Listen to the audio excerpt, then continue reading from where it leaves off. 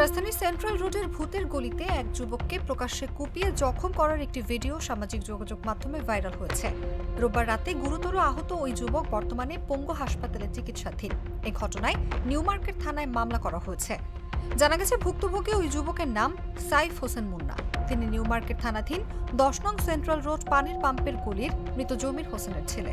তাদের বাসা ভূতের গলির শেষ মাথায় চিলড্রেন হোম স্কুলের পাশে। পুলিশ জানিয়েছে, আহত ওই যুবক বিএনপি কর্মী। এই ঘটনায় আহত মুন্নার ছোট বোন জামিলা কবির লাবণী বাদী হয়ে 5 জনের নাম উল্লেখ সহ অজ্ঞাতদের আসামি করে হত্যা চেষ্টার মামলা করেন।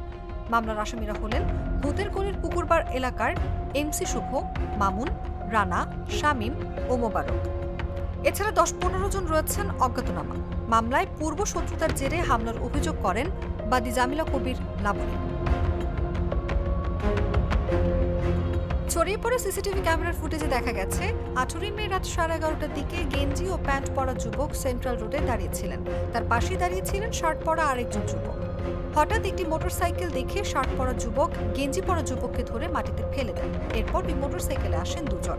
মোটরসাইকেলের পেছনে বসে থাকা শার্ট পরা আরেক যুবক কোপাতে থাকেন। হেলমেট পরা মোটরসাইকেল চালকও নেমে কোপাতে থাকেন মুন্নাকে।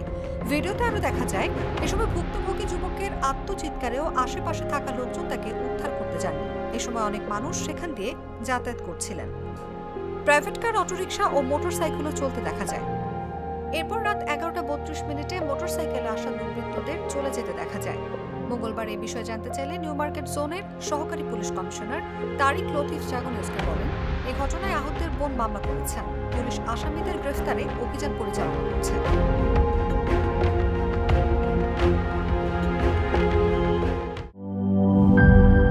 জীবনের সাথে চলে high five, all time healthy life.